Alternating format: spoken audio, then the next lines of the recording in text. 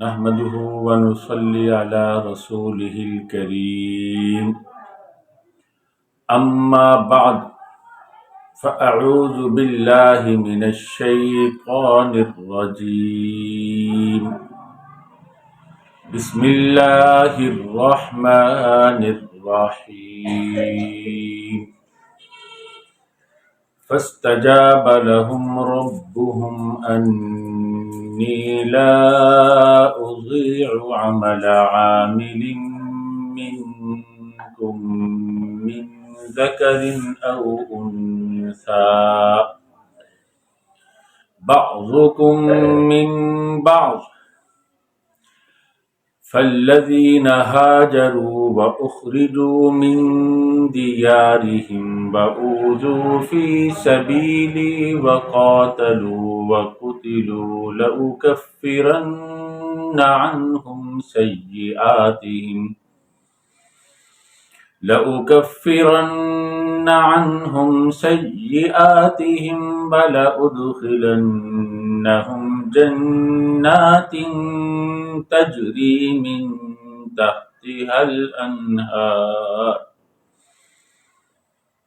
ولأدخلنهم جنات تجري من تحتها الأنهار ثوابا من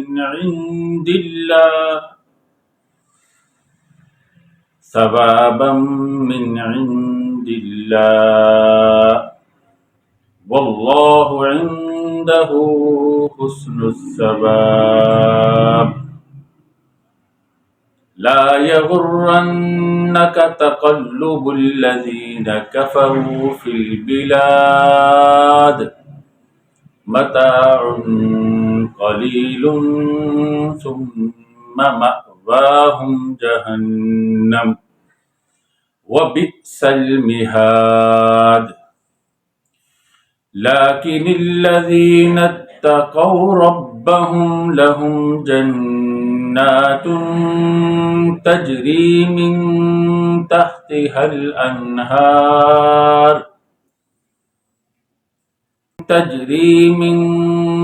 تحتها الأنهار خالدين فيها نزلا من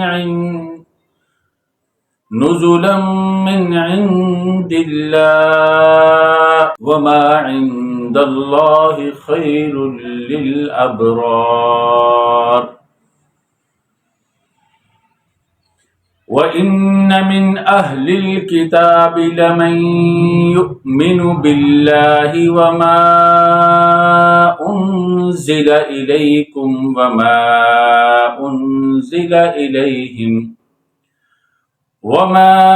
أنزل إليهم خاشعين لله لا يشترون بآيات الله ثمنا قليلا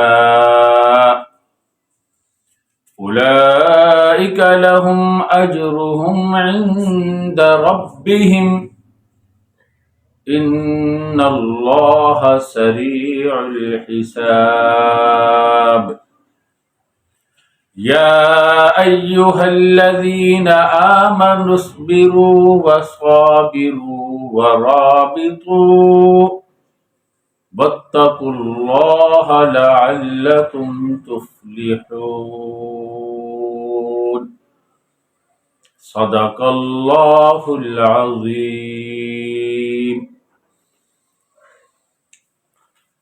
ایمان والوں نے اللہ رب العزت سے جو دعائیں کی تھی کہ اللہ ہم آپ کی پکار پر، آپ کے رسول صلی اللہ علیہ وسلم کے بلانے پر، ان کی دعوت پر، آپ کی بھیجی ہوئی شریعت پر، آپ کے احکامات پر، آپ کی ذات اعلیٰ پر، رسول اللہ صلی اللہ علیہ وسلم کی رسالت پر ایمان لے آئے۔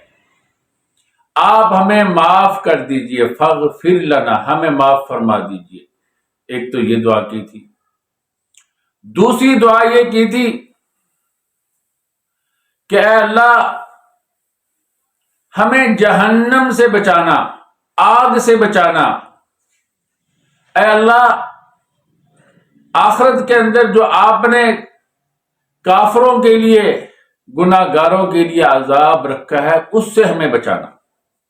تیسری دعا یہ کی تھی، اور اس دعا کا خلاصہ یہ بھی تھا کہ اللہ آپ ہمیں رسوا نہ کرنا۔ تیسری دعا یہ کی تھی کہ اللہ، آپ نے جو رسول صلی اللہ علیہ وسلم سے وعدے فرمائے ہیں ہمیں وہ بھی عطا کرنا۔ تو اللہ رب العزت نے آگے فرمایا فاستجاب لهم ربهم، اللہ رب العزت نے تمہاری دعاؤں کو قبول فرما لیا ہے۔ اللہ رب العزت تمہارے کسی بھی عمل کو، اس لیے کہ تم مؤمن ہو، اس لیے کہ تم اللہ اور اس کے رسول صلی اللہ علیہ وسلم پر ایمان لائے ہو، کسی بھی عمل کو ضائع نہیں کریں گے۔ یعنی اللہ تمہیں معاف بھی فرما دیں گے اور تمہیں جنت بھی عطا کریں گے۔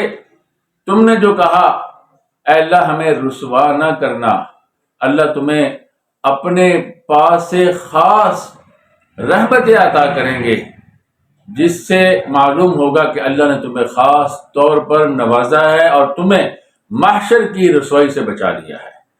تو اللہ رب العزت نے ایمان والوں کی دعاؤں کا یہاں جواب دیا ہے، اور پھر خاص خاص اعمال کا، جو عظیم الشان اعمال ہیں، ان کا تذکرہ فرمایا ہے۔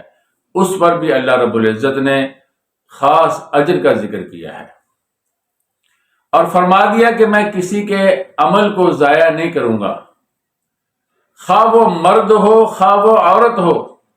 عورتیں یہ نہ سوچیں کہ ہمارا تذکرہ قرآن کریم میں بہت کم ہے، یا ہمارا تذکرہ احکامات میں نہیں ہے تو ہمیں ہمارے اعمال کا شاید اجر نہ ملے۔ اللہ رب العزت کے ہاں ایسا نہیں ہے۔ اللہ رب العزت نے شرعی احکامات کے اندر عورتوں کو مردوں کی طرح رکھا ہے۔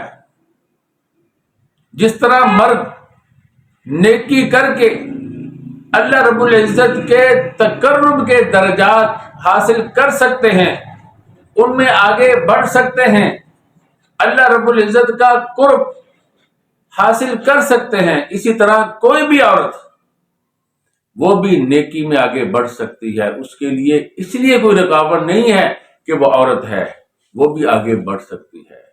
اسی طرح اللہ رب العزت کے ہاں یہ نہیں ہے کہ یہ چھوٹے درجے کا ہے، یہ بڑے درجے کا ہے۔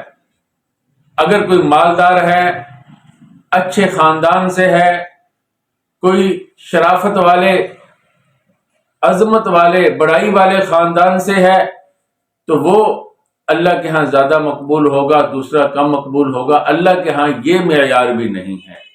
جسے لوگ ادنا سے ادنا جانتے ہیں، وہ اللہ کے ہاں نیکی کے ذریعے سے، تقوی کے ذریعے سے، صبر کے ذریعے سے، رسول اللہ صلی اللہ علیہ وسلم کی سنت پر چلنے کی وجہ سے، آپ کے ساتھ محبت اور عشق کی وجہ سے سب سے اونچا مقام حاصل کر سکتا ہے، جسے لوگ غلام کہیں یا جسے لوگ ادنا کہیں۔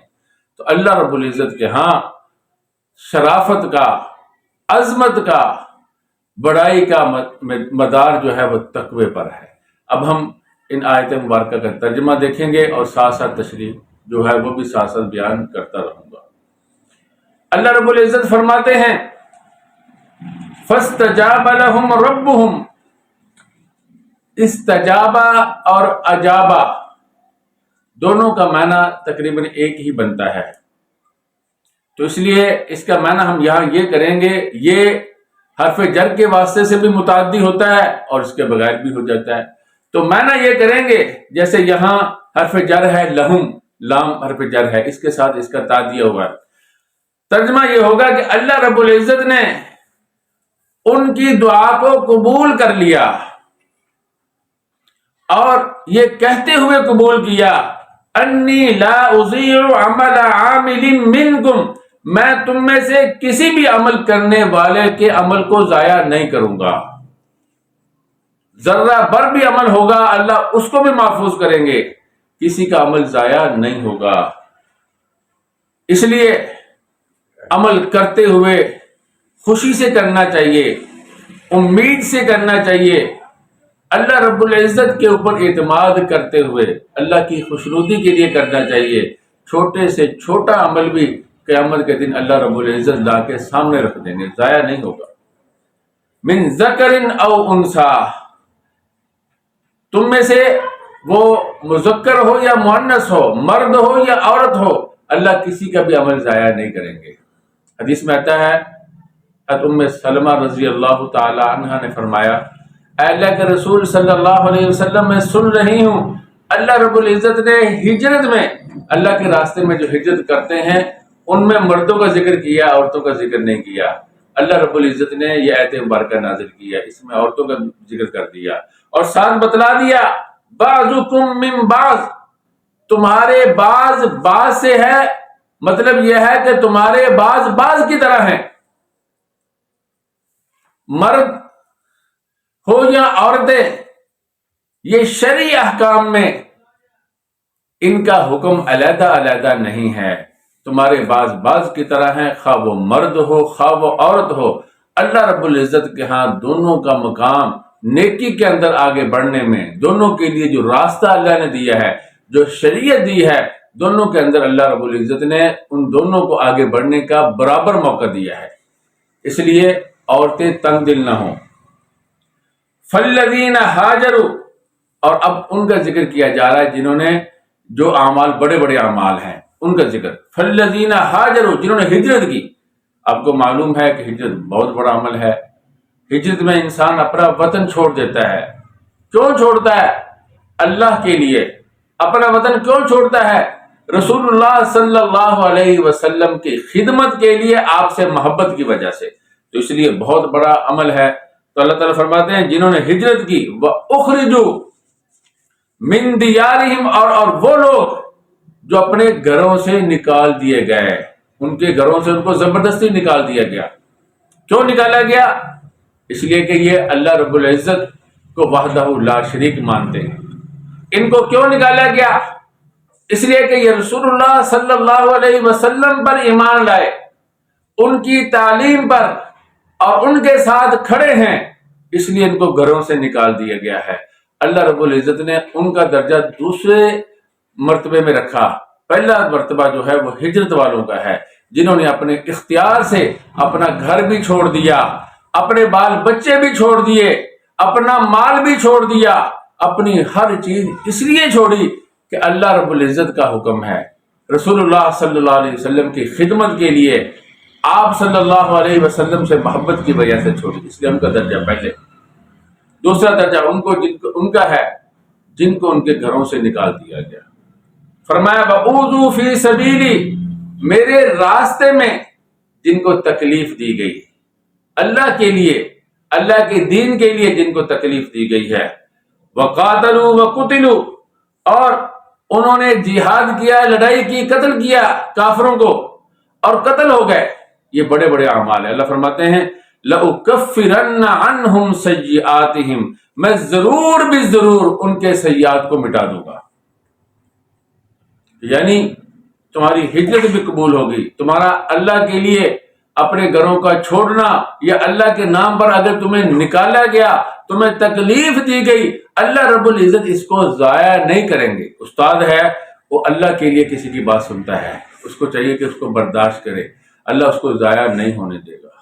طالب علم ہے، اس نے استاد کی ڈانٹ ڈپٹ اس لیے برداشت کرتا ہے کہ میں اللہ کا کلام پڑھتا ہوں، اللہ اس کو بھی ضائع نہیں ہونے دے گا۔ قیامت کے دن سے ساری چیزیں، دین کے لیے محنت، دین کے لیے مشقت، دین کے لیے گرمی، دین کے لیے سردی، دین کے لیے سختی، دین کے لیے تنگی، ہر چیز اللہ قیامت کے دن لا کر سامنے رکھ دے گا، ضائع نہیں ہوگی، جو اللہ کے لیے تکلیفیں اٹھائی ہوں گی۔ اور اگر کوئی عورت اپنے خامد کی کڑوی سخت باتیں اس لیے برداشت کرتی ہے کہ اللہ رب العزت نے اس کو بڑا بنایا ہے، اس کا احترام کا کہا ہے، اس کو بھی اللہ اجر دیتا ہے۔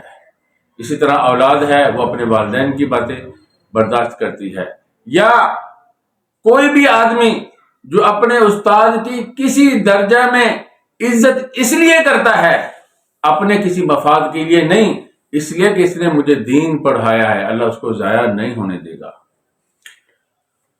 اور اللہ تعالیٰ فرماتے ہیں والا ادخلنہم، انہوں نے دعا کی تھی کہ اللہ ہمارے گناہ معاف کر دے، اللہ فرماتے ہیں لاکفرن، میں تمہارے گناہوں کو ختم کر دوں گا۔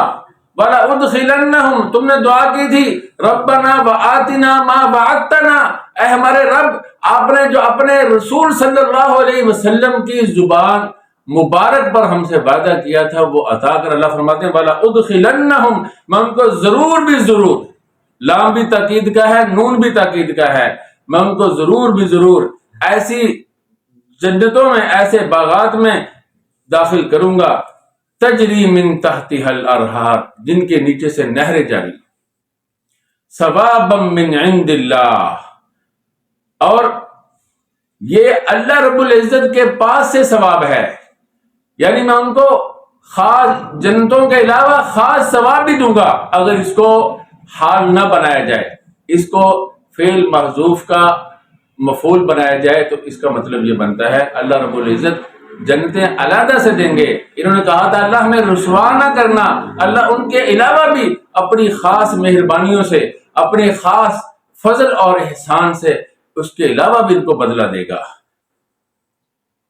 آگے اللہ تعالیٰ فرماتے ہیں واللہ عندہ حسن الثواب، اللہ رب العزت کے ہاں بہت اچھا ثواب ہے، یعنی اللہ رب العزت جیسا ثواب دیں گے ایسا کوئی بدلہ دے ہی نہیں سکتا۔ اللہ رب العزت وہ بدلہ دیں گے جو ہم نے سوچا بھی نہیں ہے، ہماری سوچ میں نہیں آ سکتا، ہماری آنکھوں نے کبھی دیکھا ہی نہیں ہے، ہمارے دلوں میں کبھی وہ بات آئی نہیں، ہمارے کانوں نے کبھی سنا نہیں ہے، اللہ رب العزت وہ بدلہ عطا کریں گے۔ آگے روایات میں آتا ہے بعض ایمان والوں کے دل میں یہ بات آئی کہ کافر تو مزے والی زندگی گزار رہے ہیں، کاروبار کر رہے ہیں، تجارتیں کر رہے ہیں، مال حاصل کر رہے ہیں، اور ناز و نعمت تعیش والی زندگی گزار رہے ہیں، ہم بھوک سے مارے جا رہے ہیں، ہمارے اوپر مشقتیں ہیں، محنتیں ہیں، مصیبتیں ہیں، کبھی کوئی خوف، کبھی کوئی خوف، کبھی کوئی پریشانی، کبھی کوئی پریشانی۔ کافر تو جو ہیں وہ مزے کی زندگی گزار رہے ہیں۔ اللہ رب العزت نے اس کا جواب یہاں سے عنایت فرمایا۔ اللہ تعالیٰ فرماتے ہیں لا یغرنک، آپ کو دھوکے میں نہ ڈالے، خطاب رسول اللہ صلی اللہ علیہ وسلم کو ہے، حقیقت میں امت کو خطاب ہے، بظاہر رسول اللہ صلی اللہ علیہ وسلم کو، اس لیے کہ اللہ کے نبی صلی اللہ علیہ وسلم کو تو کچھ چیز دھوکے میں ڈال ہی نہیں سکتی، تو اس لیے آپ کے واسطے سے اصل میں خطاب امت کو ہے، یا ہر مخاطب کو یہ خطاب ہے کہ اے مخاطب تجھے دھوکے میں نہ ڈال دے تقلب الذین کفروا فی البلاد، ان لوگوں کا شہروں میں پھرنا، ان کا شہروں میں آنا جانا جنہوں نے کفر کیا ہے، ان کی عیاشیاں، ان کا مال و دولت، ان کے کاروبار، ان کی آسائشیں، ان کی راحت اور آرام دیکھ کر تم دھوکے میں نہ پڑ جانا۔ متاع قلیل، یہ بہت کم نفع ہے، تھوڑا سا نفع ہے، ثم مأواہم جہنم، پھر ان کا ٹھکانہ جہنم ہے، وبئس المہاد، مہاد کہتے ہیں فراش کو، آرام کی جگہ، بہت بری آرام کی جگہ ہے۔ یعنی کافروں کا یہ آسائش والی زندگی گزارنا، لذت والی زندگی گزارنا، اور تجارت کے لیے آزادانہ پھرنا اور ان کو نفع ہونا، اور پھر اس نفع سے ان کا عیاشی کرنا، یہ تمہیں دھوکے میں نہ ڈال دے، یہ بہت تھوڑی زندگی ہے، یہ بہت تھوڑا نفع ہے، اور اس کے بعد والا جو ان کا نقصان ہونے والا ہے، ان کو اللہ رب العزت کے ہاں جو ان کو عذاب ملنے والا ہے وہ انتہائی خطرناک ہے، اس کے مقابلے میں یہ کچھ بھی نہیں ہے۔ اگر آپ کسی کو پورے ملک کی بادشاہت دے دیں 1 سال کے لیے، پھر اس کو کہیں کہ اس کے بعد تمہیں پھانسی دی جائے گی، تو کیا یہ اس کے لیے نعمت ہے؟ کوئی اس کو قبول کرے گا؟ نہیں قبول کرے گا۔ اگر کسی کو انتہائی لذیذ کھانا دے دیا جائے اور اس میں زہر ملا ہوا ہو، اس کو معلوم ہو کہ اس کھانے کی لذت، اس سے فائدہ میں صرف ایک دن کے لیے اٹھا سکتا ہوں، اس کے بعد مارا جاؤں گا، کوئی کھائے گا کھانا؟ نہیں کھائے گا۔ تو دنیا میں نعمتیں جو ہیں ان کی حالت اسی طرح ہے۔ رسول اللہ صلی اللہ علیہ وسلم نے فرمایا، اگر تم میں سے کوئی اپنی انگلی سمندر میں ڈالے اور پھر اس میں سے نکالے اور دیکھے کہ اس کے ساتھ کتنا پانی لگا ہوا ہے، تو آخرت کے مقابلے میں دنیاوی زندگی کی یہ مثال ہے۔ اور آپ صلی اللہ علیہ وسلم نے فرمایا، کسی فاسق فاجر آدمی کے راحت و آرام سے دھوکے میں نہ پڑنا۔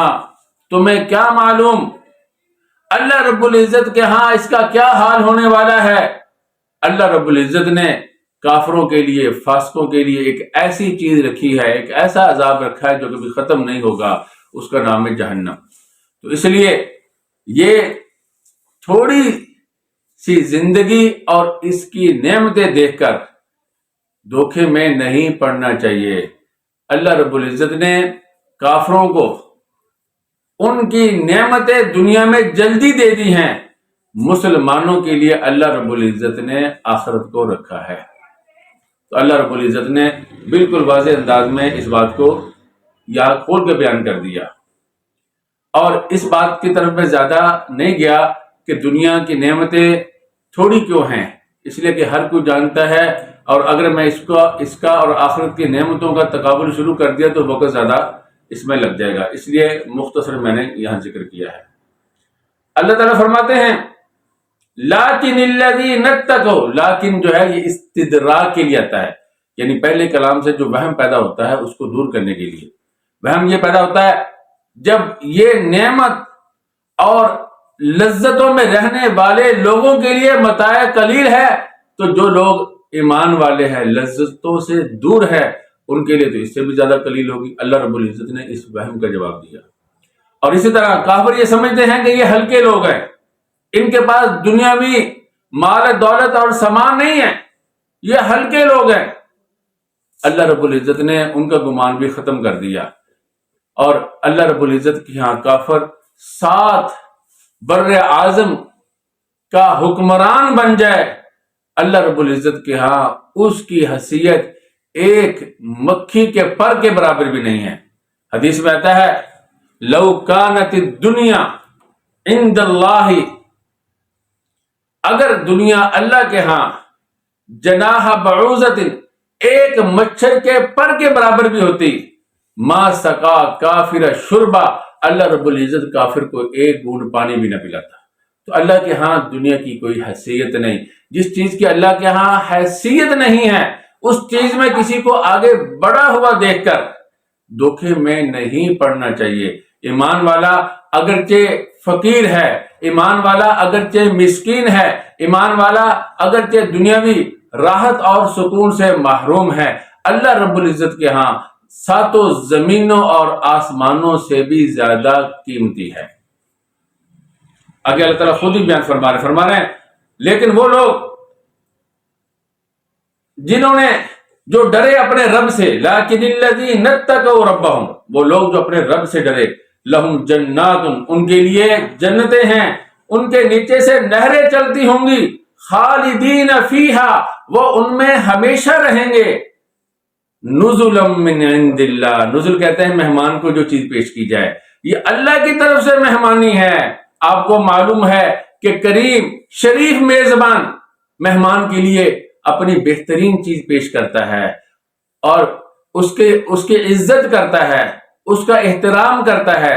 تو اللہ نے فرمایا نزلا من عند اللہ، اللہ رب العزت ان کے میزبان ہوں گے، اور اللہ رب العزت ایسی مہمانی کریں گے، اللہ رب العزت ان کا ایسا احترام کریں گے، اللہ رب العزت ان کے اوپر ایسا احسان اور فضل کریں گے کہ اللہ رب العزت اپنے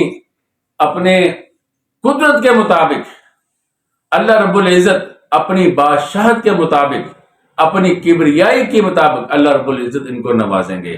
تو اللہ رب العزت وہ نعمتیں دیں گے جس کا انسان تصور بھی نہیں کر سکتا۔ یہ اس بات کی طرف اشارہ کیا ہے، مہمانی کا لفظ لا کر، نزلا من عند اللہ، اللہ رب العزت کی طرف سے میزبانی ہوگی، اللہ رب العزت کی طرف سے ان کی مہمان نوازی ہوگی، ان کی ضیافت ہوگی۔ وما عند اللہ خیر للابرار، جو اللہ کے پاس ہے نیکوں کے لیے وہ ہر چیز سے بہتر ہے، دنیا کی ہر چیز سے، دنیا کی ہر نعمت سے، دنیا کی ہر کیفیت اور ہر حالت سے بہتر ہے۔ حدیث میں آتا ہے، حضرت عبداللہ بن مسعود رضی اللہ تعالیٰ عنہ کی روایت ہے، نبی اکرم صلی اللہ علیہ وسلم ایک چٹائی پہ لیٹے، اس چٹائی کے نشان آپ صلی اللہ علیہ وسلم کے مبارک جسم پر پڑ گئے۔ جب حضرت عبداللہ بن مسعود رضی اللہ تعالیٰ عنہ دیکھا، فرمایا اللہ کے رسول صلی اللہ علیہ وسلم، ہم ہر چیز آپ پہ فدا کر دیں گے، کیسر و کسرا کتنی آرام اور راحت والی زندگی گزار رہے ہیں، اور آپ کی یہ حالت ہے، آپ دونوں جہانوں کے بادشاہ ہیں اور آپ کے جسم پہ چٹائیوں کے نشان پڑ رہے، یعنی آپ کا سونا بھی سکون والا نہیں ہے، آپ کو تکلیف ہو رہی تھی چٹائی سے، اس لیے تو نشان پڑ گئے۔ آپ صلی اللہ علیہ وسلم نے فرمایا، مالی ولد دنیا ما انا والدنیا الا کراکب استظل تحت الشجرۃ راح ثم ترک، فرمایا میرا اور دنیا کا کیا تعلق ہے، میری مثال تو اس شاہ سوار کی طرح ہے جو کسی درخت کے نیچے تھوڑی دیر آرام کے لیے ٹھہرتا ہے، اس کے سائے کے نیچے، پھر اس کو چھوڑ کر چلا جاتا ہے، میری تو یہ مثال ہے۔ اسی طرح ایک روایت میں آتا ہے، حضرت فاروق اعظم رضی اللہ تعالیٰ عنہ فرماتے ہیں، میں حضور صلی اللہ علیہ وسلم کے بالا خانے میں چلا گیا، آپ صلی اللہ علیہ وسلم آرام فرما تھے اور آپ چٹائی کے اوپر لیٹے ہوئے تھے، آپ کے مبارک سر کے نیچے ایک تکیہ تھا چمڑے کا، اس میں بھی کھجور کی چھال کے ریشے بھرے ہوئے تھے، اور پاؤں کی طرف ایک چمڑا طے کر کے رکھا ہوا تھا۔ فرماتے ہیں میں دیکھ کر رونے لگا۔ آپ صلی اللہ علیہ وسلم نے فرمایا، اے خطاب کے بیٹے کیوں رو رہے ہو؟ فرمایا اللہ کے رسول صلی اللہ علیہ وسلم، یہ کیسر و کسرا کس طرح آرام والی زندگی گزار رہے ہیں، آپ تو دونوں جہانوں کے بادشاہ ہیں، آپ تو اللہ کے نبی ہیں، اللہ کے رسول ہیں، امام الانبیاء ہیں، آپ کی یہ حالت۔ آپ صلی اللہ علیہ وسلم نے فرمایا، اے عمر، اللہ رب العزت نے ان کو ان کی نعمتیں جلدی دے دی۔ بعض بیتوں میں آتا ہے، کیا آپ اس پہ خوش نہیں ہیں کہ ان کے لیے دنیا ہو اور ہمارے لیے آخرت ہو؟ تو اللہ رب العزت نے ایمان والوں کے لیے آخرت کا انتخاب کیا ہے، اور آخرت وہ ہے جس میں کبھی کوئی پریشانی نہیں ہوگی، آخرت کے اندر کبھی کوئی تکلیف نہیں ہوگی، آخرت کے اندر کبھی کوئی بوڑھا نہیں ہوگا، آخرت کے اندر کبھی موت نہیں آئے گی۔ وہ اللہ رب العزت کی جو نعمتیں ہیں کبھی ختم نہیں ہوگی، دنیا کی نعمتیں ختم ہو جاتی ہیں، دنیا کی نعمتوں کے ساتھ تکلیفیں ہوتی ہیں، کبھی یہ خوف نہیں ہوگا، کبھی یہ ڈر نہیں ہوگا کہ ہمیں جنت سے نکالا جائے گا۔ اللہ رب العزت جس کو ایک دفعہ جنت میں داخل کر دیں گے پھر دوبارہ کبھی جنت سے نہیں نکالیں گے۔ تو اللہ رب العزت کو یہ پسند ہے، حدیث میں آتا ہے اللہ رب العزت جس سے محبت کرتے ہیں اس کو دنیا سے ایسے بچاتے ہیں جیسے تم اپنے بیمار کو پانی سے بچاتے ہو۔ اور اللہ کے نبی صلی اللہ علیہ وسلم نے فرمایا، الدنیا سجن المؤمن و جنت الکافر، دنیا تو ایمان والے کے لیے قید خانہ ہے، کافر کے لیے جنت ہے۔ ہماری جنت جو ہے وہ آخرت ہے، آخرت میں ہے۔ اللہ نے دنیا کو ہمارے لیے جنت نہیں بنایا، مگر اس کا یہ مطلب نہیں ہے کہ جو دین پہ چلے گا اس کے لیے مصیبتیں مصیبتیں ہوں گی، نہیں۔ اللہ رب العزت جو دین پہ چلتا ہے اس کو ادھر بھی دنیا کے اندر بھی پاکیزہ زندگی عطا کرتے ہیں، آخرت میں بھی پاکیزہ عطا کرتے ہیں۔ آگے اللہ رب العزت نے ان لوگوں کا تذکرہ کیا جو اہل کتاب میں سے ایمان لے آئے، کہ اللہ نے ان کو بھی متقین میں شامل کر دیا۔ پہلے ان کا ذکر تھا جو ایمان ہی لے کے آئے اہل کتاب میں سے، ان کی برائیوں کا ذکر تھا کہ ان کے اندر یہ عیب پائے جاتے ہیں، اب ان کا ذکر ہے جو ایمان لے آئے۔ آگے جو آیت مبارکہ آ رہی ہیں ان کا شان نزول یہ ہے کہ جب نجاشی کا انتقال ہوا تو آپ صلی اللہ علیہ وسلم کو جبرائیل علیہ السلام نے بتلا دیا تھا، تو آپ صلی اللہ علیہ وسلم نے اس کی نماز جنازہ پڑھائی۔ اللہ رب العزت نے اس کی میت اور آپ صلی اللہ علیہ وسلم کے درمیان جتنے پردے تھے سارے ہٹا دیے. آپ صلی اللہ علیہ وسلم اس کو دیکھ کر اس کے لیے استغفار کر رہے تھے، اس کی نماز جنازہ پڑھا رہے تھے. تو لوگوں نے یہ کہنا شروع کر دیا ایک ایسے آدمی کی نماز جنازہ پڑھا رہے ہیں جو ان کے دین پر ہی نہیں ہے، اور وہ حبشی ہے، اس طرح کی باتیں شروع کر دی. تو اللہ رب العزت نے ان آیت مبارکہ میں اس کا جواب دیا. اسی طرح نجران کے کچھ لوگ عیسائی آئے تھے 40، جن میں سے 32 حبشہ کے رہنے والے تھے، 8 رومی تھے. وہ رسول اللہ صلی اللہ علیہ وسلم پر ایمان لے آئے. پہلے عیسائی تھے، انہوں نے اپنا دین چھوڑ کر نبی آخر الزمان صلی اللہ علیہ وسلم کے دین کو اختیار کر لیا. اللہ نے ان کی تعریف کی ہے. اسی طرح حضرت عبداللہ بن سلام اور بہت سے بزرگ صحابہ کرام جو پہلے عیسائی تھے، انہوں نے اپنے دینوں کو چھوڑ کر اللہ رب العزت کا آخری دین جو رسول اللہ صلی اللہ علیہ وسلم لے کر آئے اس کو قبول کر لیا. یہی وہ لوگ تھے جن کے بارے میں اللہ رب العزت فرمایا اولئک یؤتون اجرہم مرتین، اللہ ان کو اجر دگنا دے گا. ایک اپنا جو پہلے نبی تھے ان پر ایمان لانے کی وجہ سے، دوسرا نبی آخر الزمان صلی اللہ علیہ وسلم کی تصدیق کرنے کی وجہ سے. اور اس طرح ایک روایت میں یہ بھی آتا ہے جن کو اللہ دگنا اجر دے گا ان میں سے ایک اہل کتاب میں سے بھی ایک آدمی ہے جو پہلے نبی پر بھی ایمان لے کے آیا اور رسول اللہ صلی اللہ علیہ وسلم پر بھی ایمان لے آیا. تو اس لیے یہ لوگ بھی متقین میں داخل ہیں. اللہ رب العزت فرماتے ہیں وَإِنَّ مِنْ أَهْلِ الْكِتَابِ، بے شک اہل کتاب میں سے وہ ہیں یؤمن باللہ، جو اللہ پر ایمان لاتے ہیں، اللہ کو وحدہ لا شریک مانتے ہیں، اللہ کی نہ ذات میں کسی کو شریک ٹھہراتے ہیں، نہ اللہ رب العزت کی صفات میں کسی کو شریک ٹھہراتے ہیں. وما انزل الیکم، اس پر بھی ایمان لائے جو اللہ نے آپ کی طرف نازل کیا، یعنی اللہ کی آخری کتاب قرآن کریم پر بھی ایمان لائے. وما انزل الیہم، اور اس پر بھی ایمان لائے جو ان کی طرف نازل کیا گیا، یعنی اپنے نبی کی کتاب کو بھی مانتے تھے اور آپ صلی اللہ علیہ وسلم کے اوپر جو نازل ہوا اس کو بھی مانتے ہیں.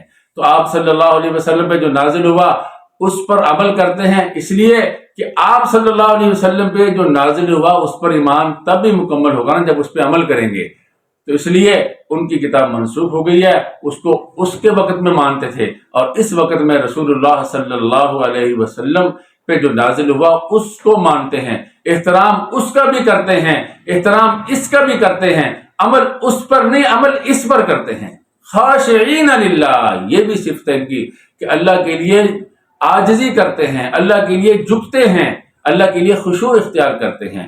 جب انسان کے اندر خشوع آ جائے تو یہ ایمان کا کامل درجہ ہے. یہودی ہوگا اس کے اندر اگر اللہ کا خوف ہے، خشوع ہے اس میں، وہ کبھی رسول اللہ صلی اللہ علیہ وسلم کی شان میں گستاخی نہیں کرے گا، بلکہ آپ کے قدموں میں اپنی دنیا اور آخرت کی کامیابیاں جو اس کو نظر آئیں گی اگر اس میں خشوع ہے. آج بھی کسی بھی فرقے میں اگر یہ وصف پیدا ہو جائے تو فرقہ واریت کو چھوڑ کر جو صحیح بات ہے وہ اس کو اپنا لے گا، مگر یہ والا وصف جو ہے یہ آسانی سے پیدا نہیں ہوتا. بہت محنت کرنی پڑتی ہے اپنی انانیت کو مارنے کے لیے، اپنے اندر سے تکبر کو ختم کرنے کے لیے، اپنے اندر سے جو عجب والا وصف ہے اس کو ختم کرنے کے لیے، حب جاہ کو، حب مال کو، ان چیزوں کو مٹانے کے لیے جس پر لوگ اپنے دین کو قربان کر دیتے ہیں، ان چیزوں کو مٹانے کے لیے وقت لگتا ہے.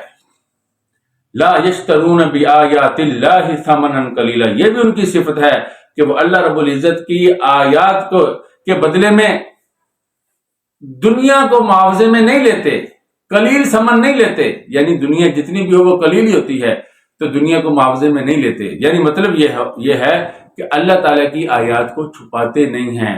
رسول اللہ صلی اللہ علیہ وسلم کی نشانیاں جو تورات میں بیان کی یا انجیل میں بیان کی گئی ان کو چھپاتے نہیں ہیں، اور رسول اللہ صلی اللہ علیہ وسلم پر ایمان جو ان کتابوں میں مذکور تھا اس کو نہیں چھپاتے، لوگوں کو بیان کرتے ہیں، اور خود بھی ایمان لے آئے، لوگوں کو بھی بتاتے ہیں کہ یہ نبی آخر الزمان صلی اللہ علیہ وسلم ہیں، ان پر ایمان لے آؤ. اب اللہ نے کامیابی کے جتنے بھی راستے ہیں ان کے قدموں میں رکھ دیے ہیں.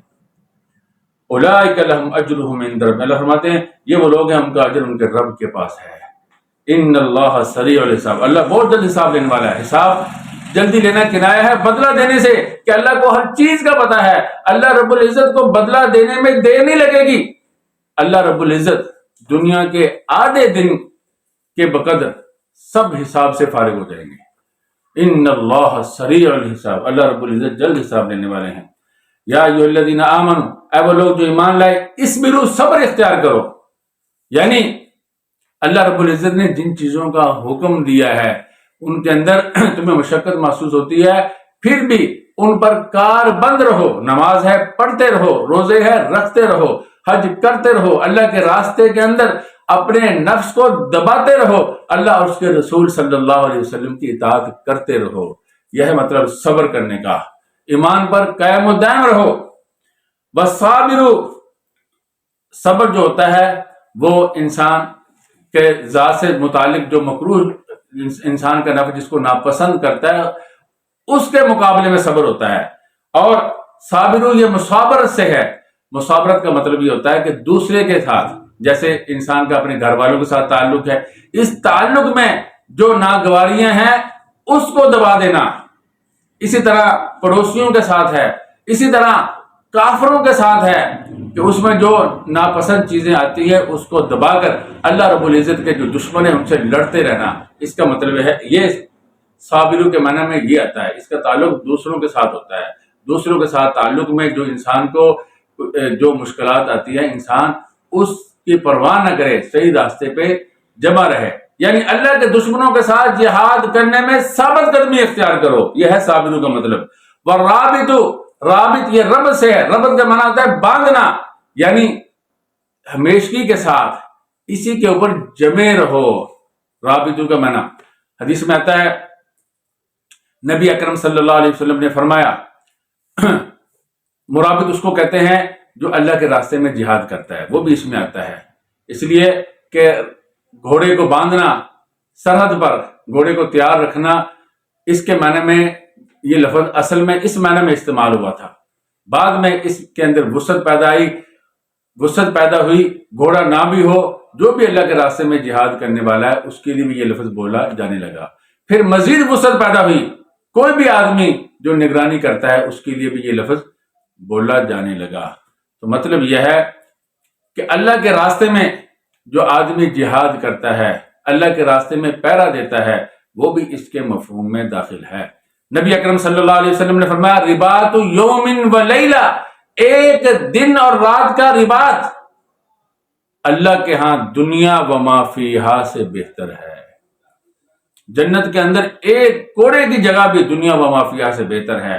اللہ رب العزت ایسے آدمی کو جو اللہ کے راستے میں سرحدوں کی حفاظت کرتا ہے، اللہ رب العزت اگر وہ مارا بھی جائے تو اللہ رب العزت اس کا عمل بند نہیں کرتا، اس کا عمل جاری رہتا ہے، اس کو شہداء کی طرح رزق بھی دیا جاتا ہے، اللہ رب العزت اس کو قبر کے فتنے سے بھی محفوظ رکھتے ہیں، اتنی زیادہ اس کی فضیلت ہے۔ ایک حدیث میں آتا ہے ایک دن اور رات کا رباط مہینہ بھر کے روزے اور راتوں کے قیام کی طرح ہے۔